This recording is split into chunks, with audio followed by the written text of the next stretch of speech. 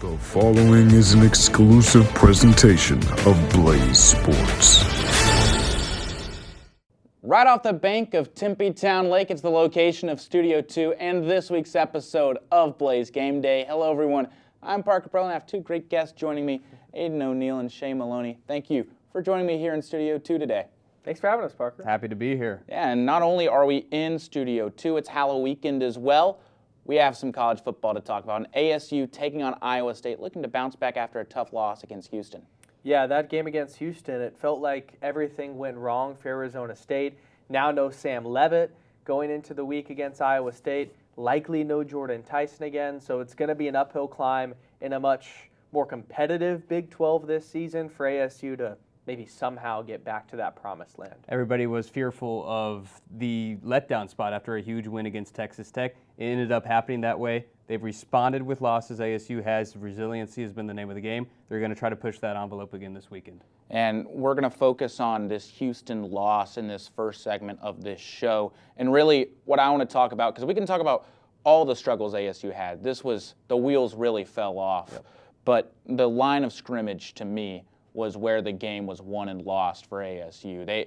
They looked outplayed physically, mentally, and Houston, they had a great day offensively, to say the least. Over 200 passing yards for Connor Wegman and over 111 yards on the ground with 3 total touchdowns. I mean, he cemented himself in the Heisman race, and you have to think part of the reason that he was able to be so successful was because of what Houston was able to do at the line of scrimmage. Yeah, and Connor Wegman, he opened up the game with that big run, and he established it against the Arizona State defense. They were on their heels the rest of the night.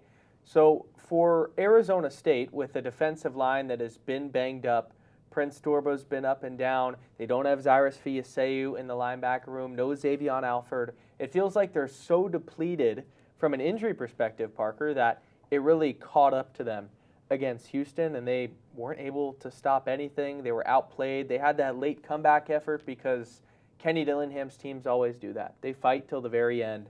But if you look at that game as a whole, it was one of the worst games in this new era of Kenny Dillingham with how good Arizona State was last season. And I think where a big vulnerability reared its ugly head on Saturday against Houston for the Sun Devils was that interior of the offensive line.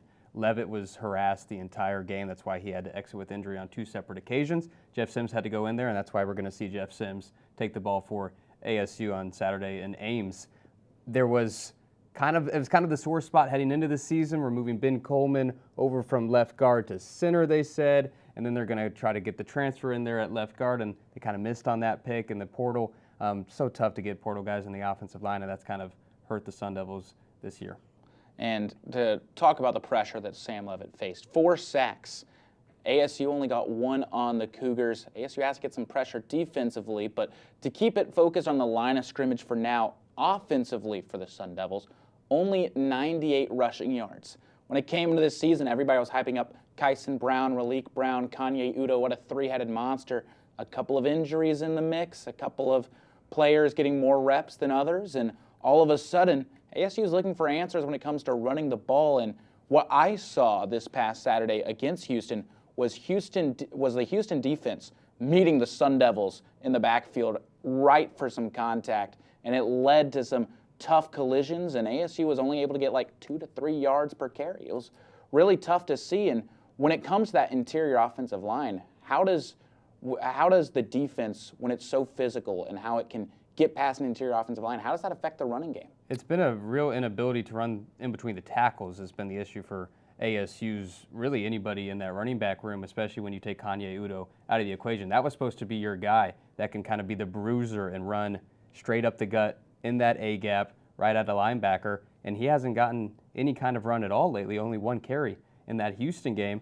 Raleek Brown, ultra-talented, ultra-speed guy, can beat you around a corner and run downfield on the sideline, but he hasn't been able to punch that right up the gut like a guy like Kanye Udo maybe is able to do if he gets more playing time, but definitely not how Cam Scadaboo was last year. Yeah, and speaking of Scat, there's been a clear inability to run the ball right up the middle, A-gap, B-gap, like Shay just hit on, and you're missing Scat in the biggest of moments. They can't establish the run that way.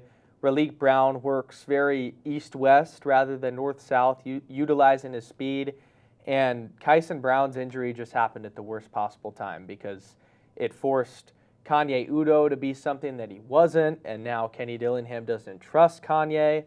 But the offensive line is also making the job of Sam Levitt equally as difficult. He is always in trouble. It feels like he is one of the best players in college football that is good at making something out of nothing.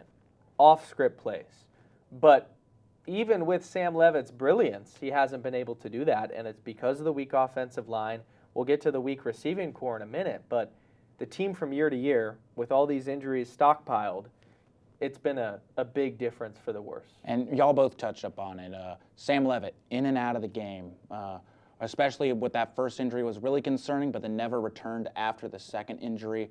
Really tough to see out this Saturday, but out this past Saturday was Jordan Tyson, an electric wide receiver. Kenny Dillingham has talked about it all year round. He's the #1 selection in the NFL draft when it comes to the wide receiving position, in his opinion. And I agree with him there. And him not being on the field for the Sun Devils, it's an X factor that's off the board. How do you think that affected the outcome of this past Saturday's game? Well, Aidan and I talk about it all the time. He's the new age receiver that can have so much success in the NFL. You can line him up anywhere on the field. He can run any kind of route in your route tree. And that is why he is such a safety blanket for Sam Levitt, for the ASU offense in general, is that you kind of just know he's going to get open for you and make a big play when it matters the most. And that is a huge, no matter what kind of grade you have on him from an NFL standpoint, he is just such an important cog to that ASU offense. And it was obviously they were going to struggle a little bit taking him out. If they're going to be without him again, which is kind of leaning that direction in Ames, you have to compensate for that. The other wide receivers have to pick up the slack. The tight ends have to pick up the slack. And the quarterback has to pick up the slack, knowing that you can't go to Tyson. You got to spread the ball around. And without Jordan Tyson, it's made that harsh reality of when he leaves kind of nightmarish. Thinking about a world without that guy, with how the current receiving core is shaping out with a Jaron Hamilton that will have a couple big catches but lacks consistency. Jalen Moss was supposed to be on the field a lot more, was good at Fresno State, kind of harmed ASU when they came to Tempe, and he hasn't done anything. But Shay and I talk about it too. There was a world where Arizona State has Deuce Robinson right now. There's a world where they have Zachariah Branch right now. And this team is a whole lot different. Regardless of the injuries, if you have Tyson, and even when Tyson's out, you have another receiving threat that a defense has to respect. Sam Levitt is in a whole different conversation at this moment. And to quickly talk about it before we have to take a break for segment 2, we saw the special teams continue to struggle this past week. We talked about the struggles universally. Defense and offense were out of sync, but special teams continuing to struggle. Jesus Gomez was 1 for 3 and had some pretty ugly misses in there. He's a 2-time Big 12 Player of the Week. So are there any concerns when it comes to ASU's kicking game, or do you think there were just flashes in the pan and they need to still have confidence in their kicker? Well, you obviously don't want to leave points on the board if you can get them, if you're an ASU fan, but it's also the operation wasn't good too before Gomez missed the kick. So that has to be cleaned up. The snap, the hold, the kick, everything. Also, though, there were yards left out on the field in terms of kick returns and punt returns that got negated because of a block in the back here, a hold there. So that has to be, I think, a big point of emphasis in practice this week. I'm sure it was for ASU, and I'm ready to see if they kind of have corrected those in this upcoming game. I'm excited to see it as well. Charlie Ragle steps down. He was not fired. There are some reports, but it has nothing to do with his performance. Instead, health concerns. So best wishes to him. No coach wants to leave in the middle of a season. You know that, and with the way that this coaching staff and the players respected him. It's a tough loss for the Sun Devils, and we will talk about how they'll rebound this upcoming week as we preview how ASU will perform without potentially both Sam Levitt and Jordan Tyson. We'll talk about it on the other end of this break.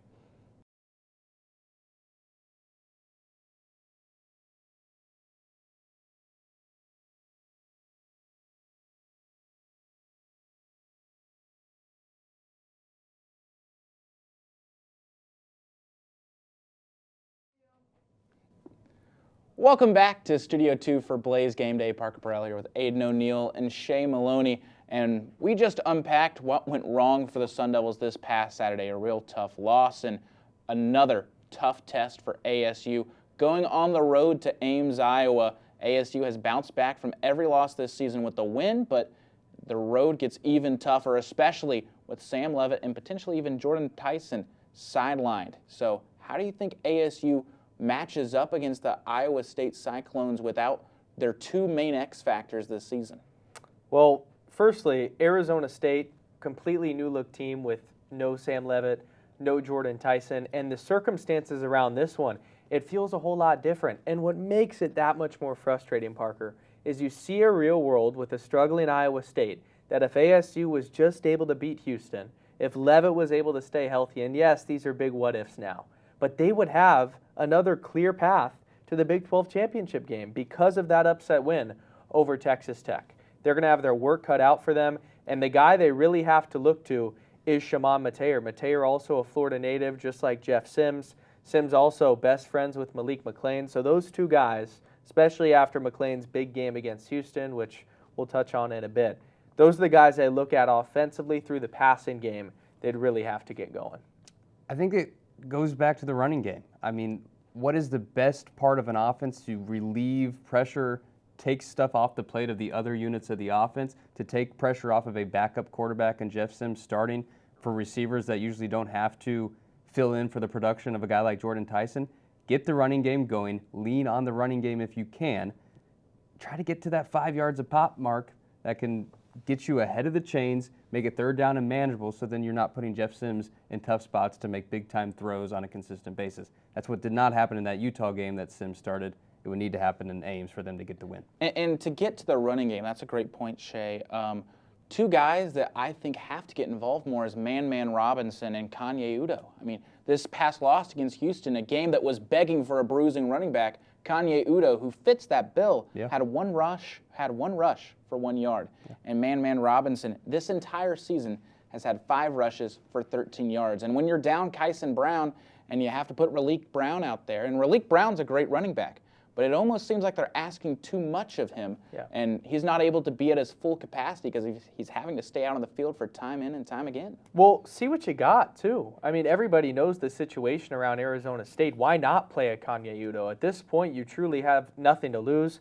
Same thing can be said for Man Robinson, and maybe you see a Cam Dyer if Sam Leavitt is out for the foreseeable future to start a game. This by no means, and it can be viewed as a failure for Kenny Dillingham because they didn't get back to the Big 12 championship.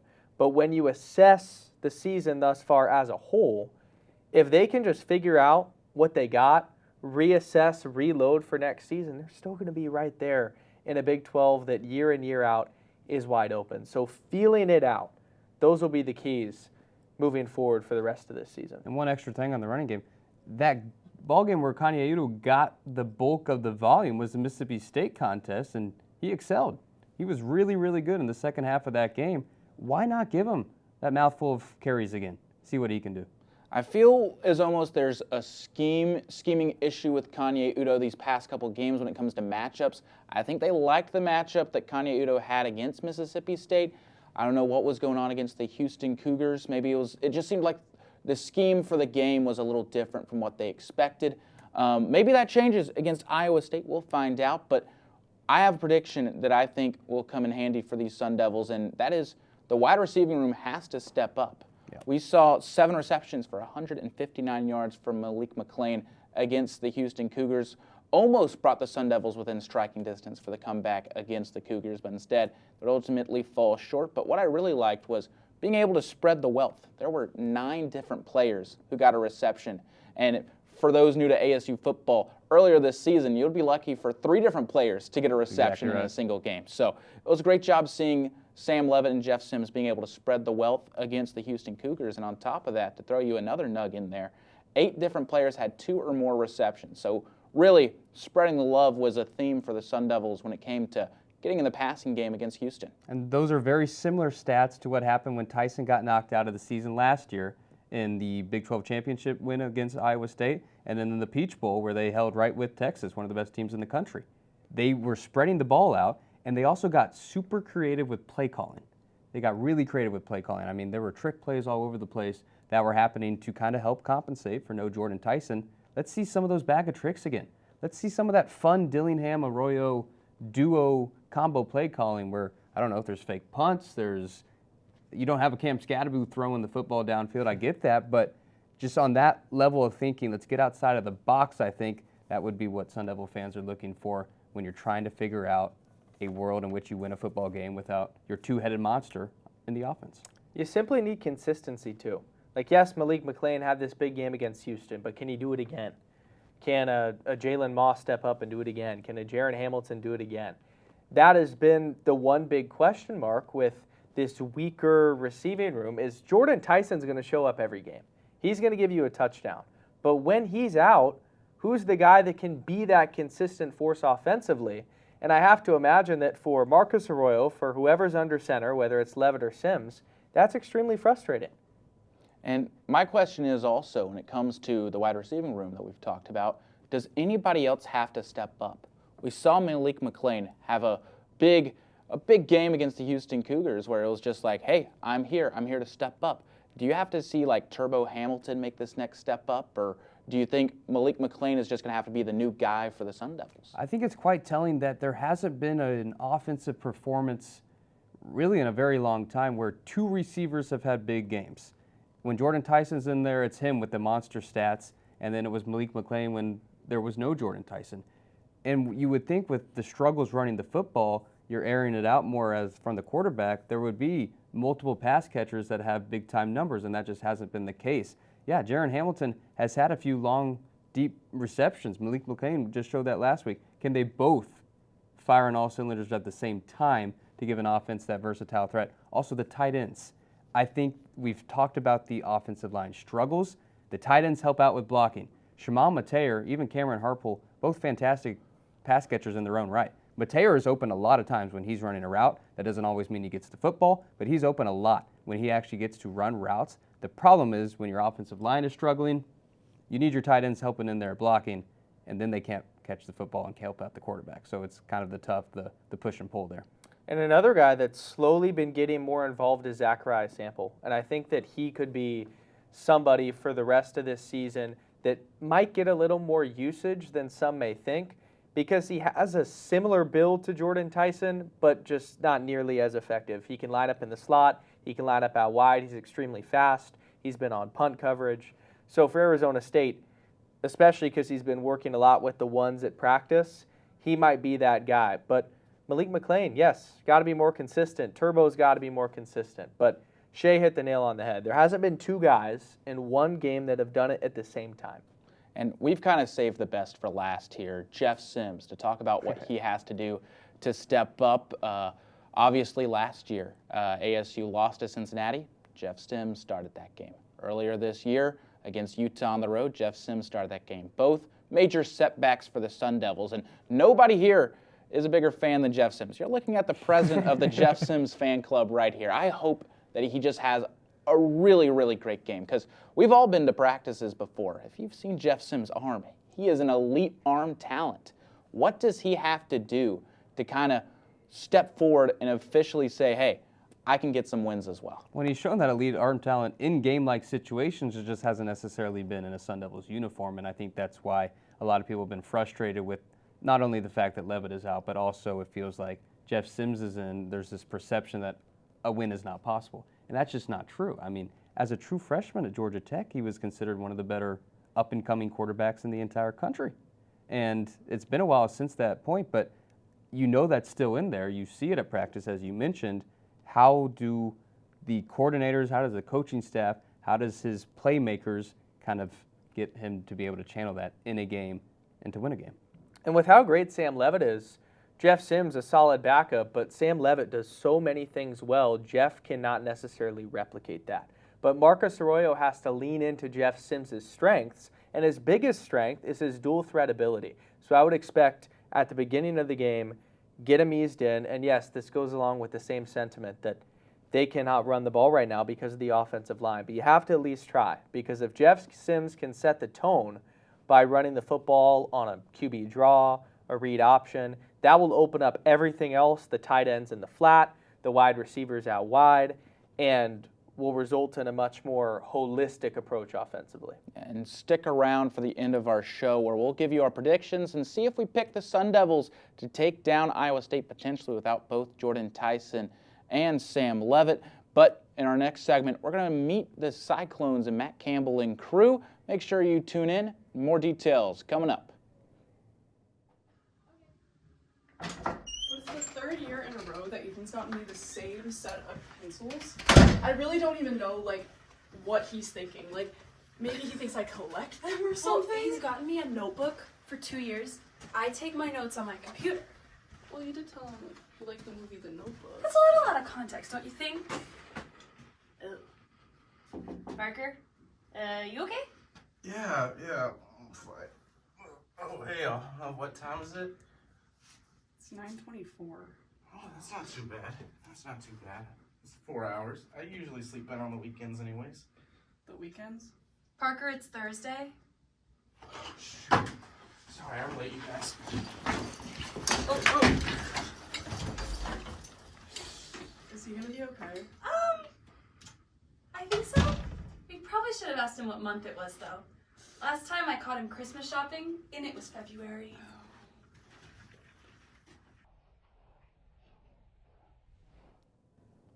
Welcome back to Tempe, Arizona. We're here for Blaze Game Day. Parker Porrill with Aidan O'Neill and Shay Moloney as we break down ASU taking on Iowa State on the road. And we've talked about ASU a little bit.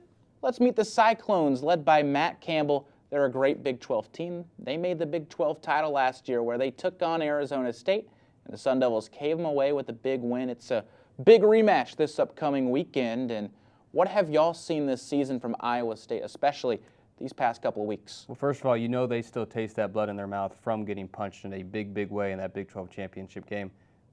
I think the majority of people had Iowa State winning that ball game, if I remember right. I know we're here at ASU. The team was rolling. We had a good feeling about it. But I think national consensus-wise, Iowa State was seen as more of the consistent team that season, and they were going off of past years because they have been a model of consistency under Matt Campbell.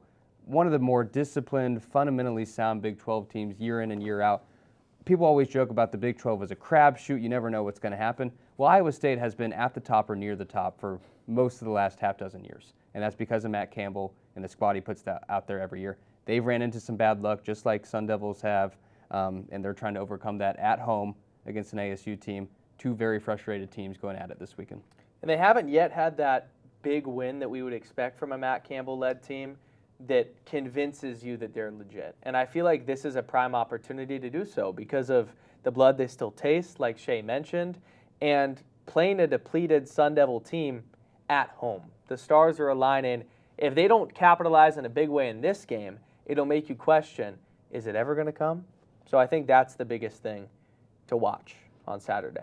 And Iowa State, you talked about these past couple weeks being a disappointment. 3 straight losses, Cincinnati, Colorado, and BYU. A couple tough teams in that mix. Iowa State was expected to be a Big 12 frontrunner this season, started 5-0, was looking like they were right on the same track they were last year, but all of a sudden hitting a road bump. And when it comes to a team and how 3 straight losses can affect them, why can't you count out this Iowa State team despite their 3 straight losses? Well, when that losing streak started, it was a couple of huge injuries in the secondary. Their starting cornerbacks went down at the same time, and they still haven't really been able to rebound from that. I mean, BYU just put up a crap ton of points against them last weekend. So I think when a team's injuries hit them early on in the season and kind of all in one hit there, then week to week you progress, you practice together with the people you do have on the field, and you learn how to win with the guys you have. ASU, it's been difficult for them to do that because it feels like more flies are dropping, more dominoes fall week in and week out, and there's a different crop of guys out there. So I think Iowa State, they're in a little bit better spot in that sense that they've lost 3 in a row, really from that same root issue. Let's see how they respond this week against a team that's probably on the lesser hand. They're coming in for a morning game Arizona time in a chilly Ames, Iowa, straight from Tempe, Arizona. Really, the schedule dynamics of college football are in their favor in this game. We'll see if that ends up panning out for them, though. And you wonder if at this point, are they playing for their coach? Is Matt Campbell considering walking with all these openings? So each of these games are so important for Iowa State, not only for Matt Campbell to continue to prove that Iowa State can contend to the Big 12, beat these big teams, but for the players to prove to a Matt Campbell that might be getting calls from all these Power 4 schools that, hey, we're still going to be good, we're still going to contend and compete with your guidance. So it makes this next stretch that much more important. And Arizona State has to feel the same way a little bit as well with all the head coaching openings. It seems like every head coach at this point has had their name circulated with a big SEC or a big Big Ten opening. So you have to feel that there's pressure on both sides. But Matt Campbell, to quickly talk about him, very similar to Kenny Dillingham in a way, especially when it comes to the way that they go about recruiting and getting players. It seems like they go after personalities and they care less about the stars. It's doing more with less. That's really been Matt Campbell's shtick the entire time. I was going to bring that up. Glad you did.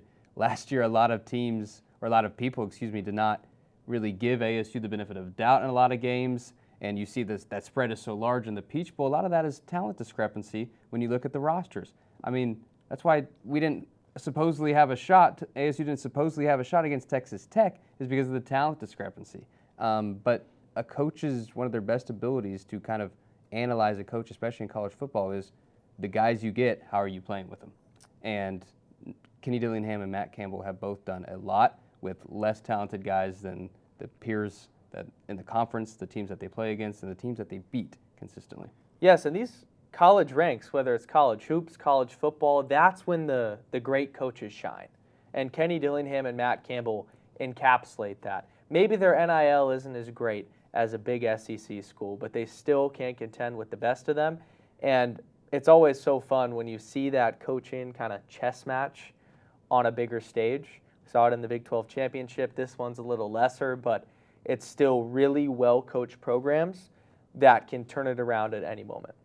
Absolutely, and you mentioned the talent on this Iowa State team and how they might seem untalented compared to others, but one guy who I feel like could ball out at any school is Rocco Becht. Yes. Their starting quarterback, 1,900 passing yards, 10 touchdowns to 6 interceptions. He started this year on pace, got a little banged up. He's been a little down compared to his average to start the year. What does Becht have to do against Arizona State to kind of correct the trajectory that he's on? I think part of why so many were so high on Iowa State is because they kind of just assumed Rocco Becht coming back for another season, he's going to take another step up. I mean, this is another guy that was NFL prospect worthy, really played his heart out last year in all those games. He's played his heart out again. He gets banged up a lot, but he's right back out there. He's a gamer. Football background in terms of his dad, his grandfather, it's in his blood, and you can see it out there in the way he plays. He's kind of had the opposite issue that Sam Leavitt's had. We talk about Sam Leavitt in the early part of the season, he's only going to Jordan Tyson. Can he get his other receivers involved? Are they going to help him out? Rocco Becht hasn't really had that one guy he can go to consistently. They have like half a dozen pass catchers on their team that all have around 12 to 20 receptions. There has not been one singular receiver that's kind of elevated himself above the rest and like, I'm the star receiver. He kind of needs that, and he doesn't have it. And when you lose Higgins and you lose Knoll to the NFL. Exactly, they had those guys last year. They did, and that was probably a tough adjustment for Rocco Becht. But looking at this game in particular, how he's going to find success, I think Rocco can use his legs, obviously, but I think him staying in the pocket is the key. Arizona State's defensive line has not gotten home on anybody. Iowa State is a very physical group. Rocco's going to have time in this game to deliver the ball down the field.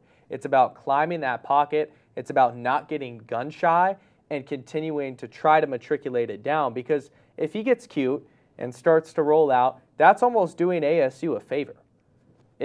ASU is most susceptible when they're against a pocket passing quarterback that can really sling it. And I will say, there's been a difference in terms of ASU defending mobile quarterbacks and that guys that can improvise, and facing quarterbacks where there is a concerted effort on the opposite side, play calling wise, to run it with their quarterback. We saw it with Dampier, we saw it with Wegman. They were design quarterback run after design quarterback run. They probably didn't even have to throw the football one time to beat ASU the way they were game planning that. So it is kind of a different situation. They're not going to go out there, Iowa State isn't, and run the ball with Rocco Becht 15 designed times, and I think that's part of what Aidan was getting at, and I agree. And to quickly tease our last segment, very, very quickly, that we're going to go over at the end of the show, make sure you stay tuned for our game predictions. If Iowa State is to win this game, what do they have to do? Run the football. That's what they always want to do all the time anyway. That's part of the Matt Campbell identity. That's part of Iowa State identity. They win in the trenches. They always have that beefier O-line than the opposing team's defensive line, and they kind of enforce that will over and over, and they outlast you through 4 quarters, especially when it gets chilly in Ames, if you're playing in snow, what have you. And I think snow or no snow this weekend, that's what they need to do. ASU's banged up defensively. You've seen poor tackling performances in the past this season from ASU. They run the football effectively, and they win the game. And there's now a blueprint, too, as to how to beat Arizona State. It's on the ground. So I think you establish that run, mention how Rocco Beck's going to stay in the pocket, deliver it downfield. Those are the keys to success in this ballgame, and Iowa State does that very well. They're going to out-physical Arizona State's front seven. With all the injuries, it's a really tough matchup for the Sun Devils, especially on the road. Well, we'll see if Iowa State just runs the ball like y'all said. And to add on to that, Abu Sama III, my favorite running back in college football. Very yes, good. I said he is just a beast. He's a man amongst boys when he's out there in the open field. We'll see what he does against Arizona State this upcoming weekend. But in our next segment on this show, we'll break down what the Big 12 is looking like and which teams can take a jump and which teams are going to take a tumble right on the other end of this break. The following is an exclusive presentation of Blaze Sports. We're here at Studio 2 for Blaze Game Day. Parker Porrill with Aidan O'Neill and Shay Moloney. We're keeping this rolling just like the Big 12 has been keeping the entertainment rolling all season long. It's a tight race to the end. BYU and Cincinnati seem to be pulling away, but there are still plenty games left to go. I've always said the real season is in November because it depends on who's healthy, what the schedule looks like up until that point, and when the rivalry games come around. In this Big 12, it seems no joke. Yeah, and BYU has just continued to win, but it's hard to really get behind a team with a true freshman quarterback despite being undefeated this deep into the season. Can you truly trust them to maybe win the Big 12? I think when I look at this conference, Texas Tech is still overwhelmingly the best team and still should be the heavy favorite to win the conference despite losing on the road, a tough game in Tempe. They still have all the goods with that pass rush, with all the weapons offensively to go all the way. Well, it's interesting because when Texas and Oklahoma departed this conference, there was kind of a crisis of identity as who is going to be the team that slides in there as a top dog. And Texas Tech finally this season, preseason, with their huge transfer portal additions and all the oil money they were spending, they were kind of starting to assert themselves as we will take that spot over. And then ASU comes in and has a huge upset loss and knocks them down a step.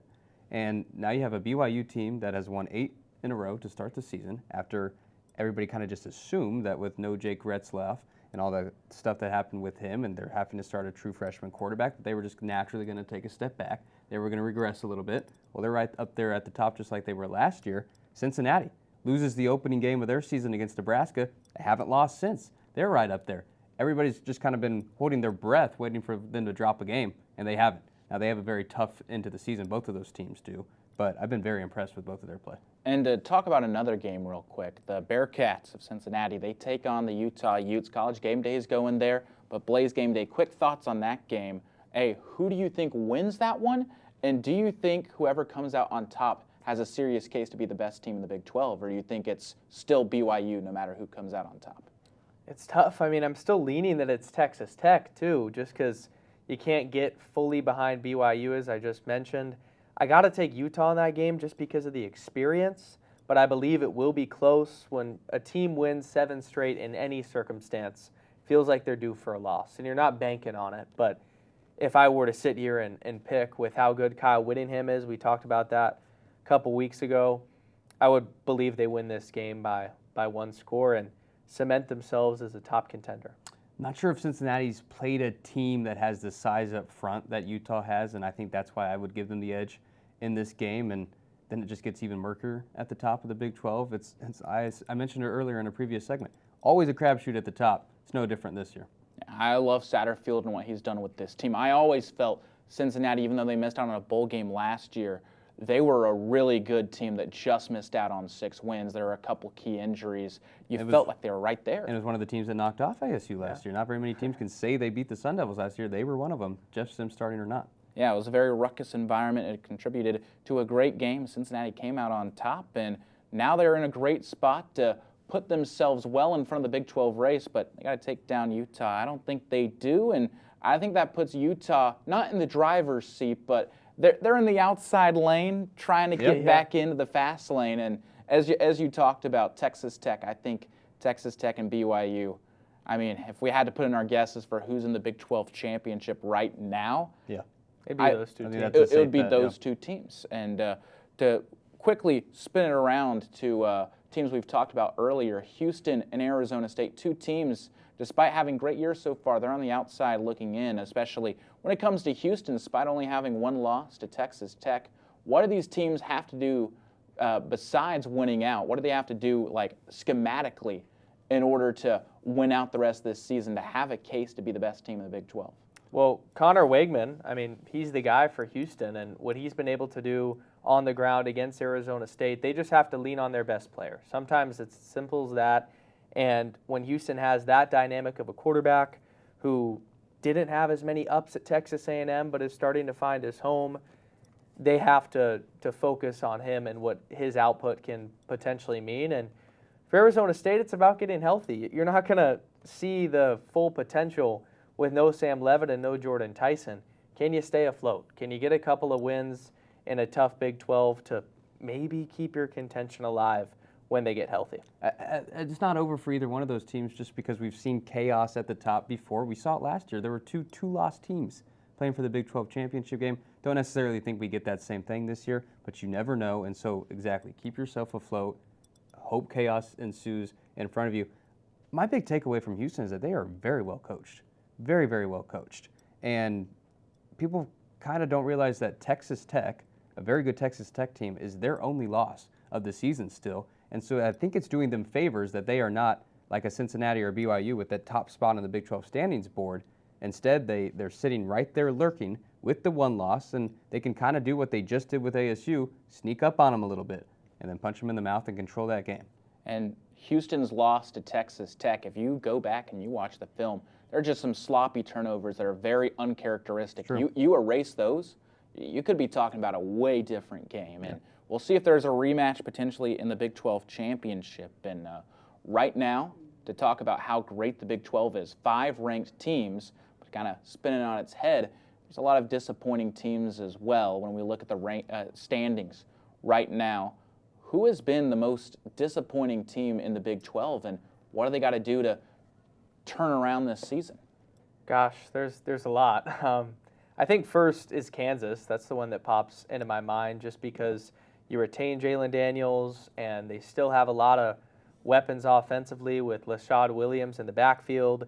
Their defense was solid, and they just have fallen flat on their face in almost every phase of the game. They had one of the more embarrassing losses of the season at home against Kansas State. That just can't happen. So they jump out to me after the year they had last year. They competed here for Family Weekend just down the road with Arizona State. And when watching that game, you see a veteran quarterback, dual threat. They have the makings of succeeding in college football. That just hasn't been the case. And they had a stretch last year where they were one of the best teams in the conference.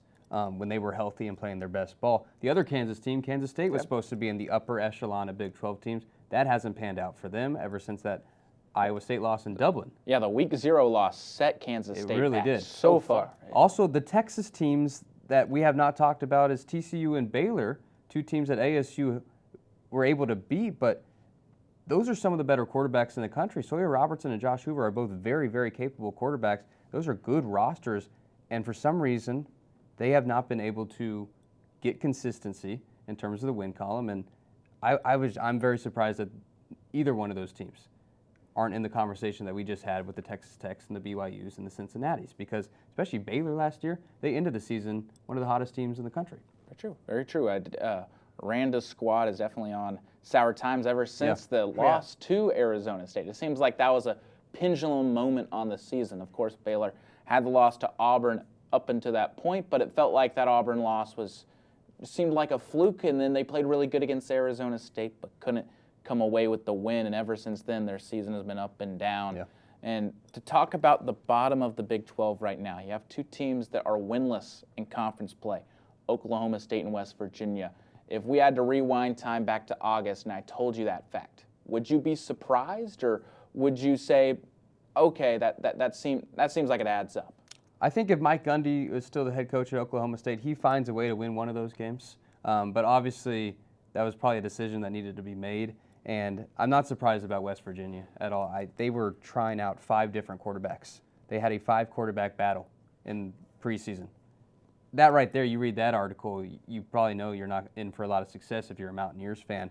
Also, Rich Rodriguez, their head coach, kind of admitted before the season started that we're a year or two away, and he was okay admitting that. And I think that was another kind of slap in the face, like do not count on us to be good, and neither one has. It was apparent from day one, just as Shay mentioned, that West Virginia was not going to be that team. And Oklahoma State, you could kind of see the downward spiral starting, and then you fire Mike Gundy, and it all goes to nothing. But they're also that sort of program with the pedigree where if they make the proper hire, they can get back in just a couple of seasons. So I wouldn't necessarily call it a shock just because of where both of those teams were trending and how competitive this Big 12 is. But nonetheless, it's Oklahoma State. Like, the name, seeing it at the bottom of the Big 12 is an adjustment. That's true. I would say I'm not shocked at the fact that they are both at the bottom. I'm shocked at the fact that they are both winless in conference play up until this point, because they still have playmakers. They still both have, well, they started the season, I should say, with both great coaches. And the fact that they're winless here, it's a tough scene. And as you said, the fans are also still showing up for both teams. They deserve a win to end the year. And speaking of winning games that a team probably shouldn't, last year we saw the Kansas Jayhawks. You talked about it earlier. They weren't a dark horse team, but they were a team wanting to ruin another team's season. Is there a team right now, when you look at the Big 12, a team that can't make the Big 12 championship, but you think could prevent another team from making that championship game? I'll bring up K-State. I think K-State, with the talent they have, we talk about Rocco Beck being a very serviceable quarterback, very good quarterback. We've thrown out a lot of other names. Avery Johnson is the same way. He can win games. He's shown that before. It's a Kansas State team that was not only putting themselves in conversations for best team in the Big 12, they were also putting themselves in conversations for top 15, top 20, hands down, in the nation, period. And a lot of that was Avery Johnson and what they were able to do play calling wise with him.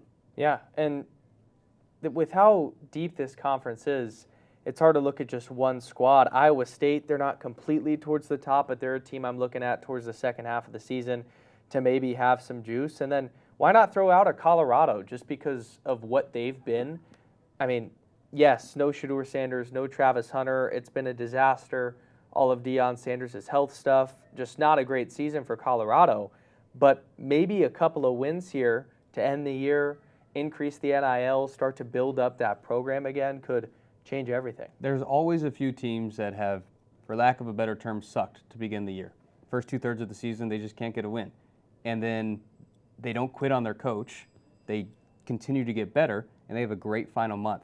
I think we just had the conversation about what do teams like ASU, Houston, Iowa State, what do they need to do to kind of still have some hope? Utah to win the conference or get into a spot where they can play for the Big 12 championship. They're going to need some of the help from the teams like Arizona, a Colorado, a Kansas State, even a West Virginia and Oklahoma State.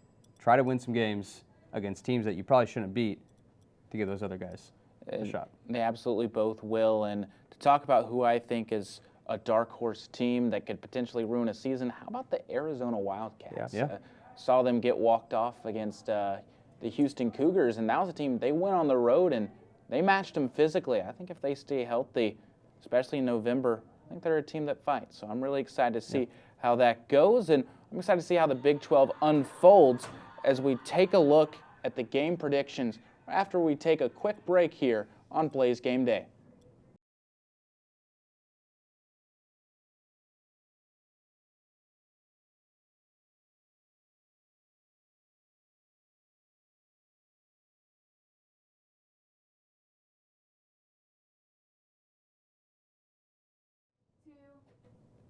We've reached the final segment of Blaze Game Day, which means it's time for our predictions. Parker Porrill, Aidan O'Neill Shay Moloney. All the way through the show, we've kind of talked about, had our takes, teased our picks between Arizona State and Iowa State. Kickoff at 10 a.m. Arizona time up in Ames, Iowa. Who do you think is going to come away with this win when it comes to the Cyclones and the Sun Devils this Saturday? I got to go with Iowa State, and it's simply just because of Jeff Sims, no Jordan Tyson, and how banged up Arizona State is. Iowa State is looking for that win that starts to set their season on the right track. They haven't had it yet. They've lost 3 straight. So the culmination of everything, when you assess all of the factors of this game, it points to an Iowa State win, and I think they win rather handedly just because Arizona State is going to struggle to score. So I've got the Cyclones coming out on top 24-10 and starting maybe something special in the second half. I have this Cyclones advantage in a defensive struggle. I'll give it a 20-13 tag on it. I think that when we talk about the resiliency that ASU has had post-losses, that it started with the defense. The defense has showed up. After they got killed by Utah, they couldn't tackle.